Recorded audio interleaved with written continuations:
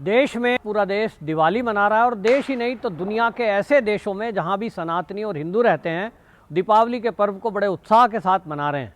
और जैसा कि हम जानते हैं कि ये दीपावली का उत्सव इसलिए मनाया गया था क्योंकि रावण का विनाश करने के बाद राम जी आज के दिन अयोध्या में वापस आए थे। पूरे देश में सबसे पहले जो दीपावली मनी वो अयोध्या वासियों ने मनाई और उसी परंपरा को पूरे देश में राम जी के अयोध्या वापसी के खुशी में उसको सभी लोग सनातनी लोग मनाते आए हैं। और ये जो सनातन परंपरा है इसका निर्वहन करते हुए हम सब हिंदू इस त्यौहार को मनाते हैं, आपस में मिलते हैं और मिठाई एक दूसरे को खिलाते हैं, क्योंकि जो रावण है वो बुराइयों का प्रतीक है और राम अच्छाइयों के प्रतीक हैं और राम और रावण का युद्ध सत्य पर जीत का प्रतीक है। और इसलिए हम सब आशा करते हैं कि परमपिता परमात्मा हमेशा सत्य की जीत हो। लेकिन इस बार की दीपावली कुछ खास हो गई और वो जो खास हुई उसके पीछे मकसद था देश के प्रधानमंत्री नरेंद्र मोदी।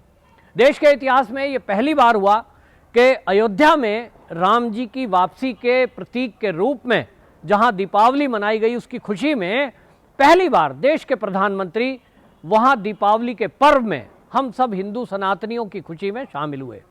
देश की आज़ादी को आज 75 साल हो गए हैं, देश अमृत उत्सव मना रहा है। लेकिन हमारे देश का दुर्भाग्य देखिए कि जो देश हिंदुओं का देश कहलाया जाता है उस हिंदुओं के देश में जो सरकारें अब तक रही हैं वो अयोध्या जाने में शर्माती रहीं। और इतना ही नहीं, अयोध्या में राम जी का अस्तित्व है, राम जी अयोध्या में पैदा हुए थे, इसके अस्तित्व को भी नकारने में लगी रहीं। हमने देखा जिस तरह से अयोध्या का सुप्रीम कोर्ट तक में केस चला, वहां कांग्रेस पार्टी ने वकीलों की एक लंबी फौज खड़ी कर दी थी और वो ये सिद्ध करने में लग गए थे कि राम जी तो कोई अस्तित्व है ही नहीं, राम तो एक नाम काल्पनिक है। और उन्होंने पूरी कोशिश की कि जो अयोध्या का राम जन्मभूमि मंदिर है उसको बनने से रोका जाए। लेकिन समय बदला है और आज देश के अंदर सनातनी सरकार है, उसमें जो प्रधानमंत्री के रूप में नरेंद्र मोदी जी बैठे हैं वो सनातन धर्म और सनातन संस्कृति और उनके प्रतीकों के संवाहक के रूप में आज हम सबके सामने हैं। देश का प्रधानमंत्री आज खुल करके त्रिपुंड लगाता है, आज खुल करके शिव जी के मंदिर में बैठकर आराधना करता है। आज का प्रधानमंत्री रुद्राक्ष की गले में खुलेआम माला पहनता है और ये कहने में कतई नहीं हिचकिचाता कि मैं राम जी को मानता हूं, मैं शंकर भगवान का भक्त हूं। ये जो समय आया है, आज की दीपावली एक कारण से और विशेष हुई है। ये तो हालांकि पिछले कई सालों से जब से देश के प्रधानमंत्री नरेंद्र मोदी के रूप में हमको मिले हमने देखा है कि वो दीपावली जवानों के बीच मनाते हैं, यानी जो सेना के जवान हैं उनकी हर दीपावली उनके बीच होती है। और इस बार भी हमारे देश के प्रधानमंत्री नरेंद्र मोदी जहां एक तरफ अयोध्या में संतों के बीच में थे, जहां अयोध्या में हमारे देश के प्रधानमंत्री सनातनियों के बीच में थे, जहां अपने प्रतीक और अपने इतिहास और अपनी संस्कृति की संरक्षा करने के लिए और उसको बढ़ावा देने के लिए वहां से वो घोषणा कर रहे थे कि अब अयोध्या दुनिया में जानी जाती है और अब दुनिया के लोग यहां राम जी के रामलला के दर्शन करने के लिए आएंगे। उसकी व्यवस्थाओं में आज की सरकार अरबों रुपया वो खर्च कर रही है। ये देश की आज़ादी के पहली बार है कि कोई सरकार अरबों रुपए का बजट हमारे मंदिरों के ऊपर खर्च कर रही है। नहीं तो देश की आज़ादी के बाद से हमने देखा कि मंदिरों पर आने वाला चढ़ावा वो तो सरकारों ने लिया, लेकिन मंदिरों के लिए कुछ कर गुजरना है, करना है, कोई व्यवस्था करनी है, इसकी चिंता नहीं की। जिसका जिक्र आपको बता दूं, जो केदारनाथ धाम की यात्रा पर अभी नरेंद्र मोदी जी गए थे, उन्होंने वहाँ जो माणा गांव था उसमें संबोधित करते हुए जनता को भी कहा था कि अब तक की सरकारें जो रही हैं उन्होंने तो इस तरह का काम किया कि जो हमारी सांस्कृतिक के केंद्र हैं, जो हमारी ऊर्जा के केंद्र हैं, जो हमारे मंदिर हैं, उनको किस तरह से नकारा गया ये हमने देखा है।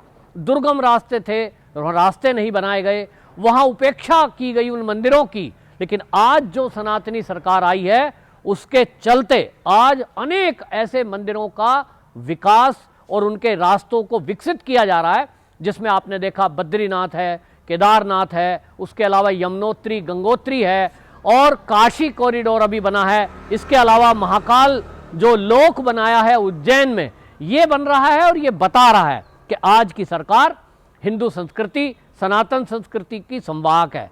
यही हिंदू राष्ट्र की परिकल्पना है और हिंदू राष्ट्र की परिकल्पना करने वाले लोग इसी बात की उम्मीद करते हैं कि जो भी सरकार केंद्र में आए वो हिंदुओं को केंद्र बिंदु में रखकर योजना बनाए। तो देश की आज़ादी के बाद पहली सरकार मोदी जी की ऐसी आई जिन्होंने हिंदुत्व और हिंदुस्तान को केंद्र में रखकर अपनी सारी योजना बनाई है। दूसरी तरफ आप देखें कि देश का प्रधानमंत्री देश के जवानों के बीच -40 डिग्री टेम्परेचर भी जहां है वहां जाकर उनके बीच दिवाली मनाते हैं। आप देखें कि आप और हम अपने अपने घरों में हैं, दिवाली मनाने के लिए हम लोग कितने दिनों से तैयारी कर रहे हैं। तो लेकिन जो बॉर्डर पर देश के दुश्मन से हमारी रक्षा करने में लगे हुए हैं, उनका भी मन कहीं ना कहीं करता होगा कि काश हम भी अपने परिवार के बीच में दीपावली मना रहे होते।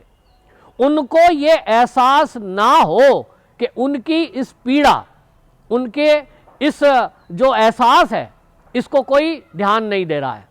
देश के प्रधानमंत्री ने, मोदी जी ने जब से सत्ता संभाली है, उन्होंने ये एहसास कराया कि भाई जिस तरह से आप बॉर्डर की रक्षा में अपने परिवार को छोड़कर दीपावली के दिन यहां दुश्मन पर नजर बनाए हुए हैं, मैं भी आप ही की तरह हूं। परिवार है, भांजे, भतीजे, भाई, सब कुछ है, लेकिन उन सबको छोड़कर देश की रक्षा में दिन रात लगे हुए हैं। और नरेंद्र मोदी जी भी सैनिकों के बीच जब पहुंचते हैं, उनसे कहते हैं देखिए मैं आपके बीच प्रधानमंत्री के तरीके से नहीं आया हूं कि भाई मैं एक प्रधानमंत्री हूं, आप मुझे सलूट मारिए, आप मेरे से थोड़ा दूरी बना के रखिए। नहीं, मैं आया हूं एक परिवार के मुखिया के तौर पर।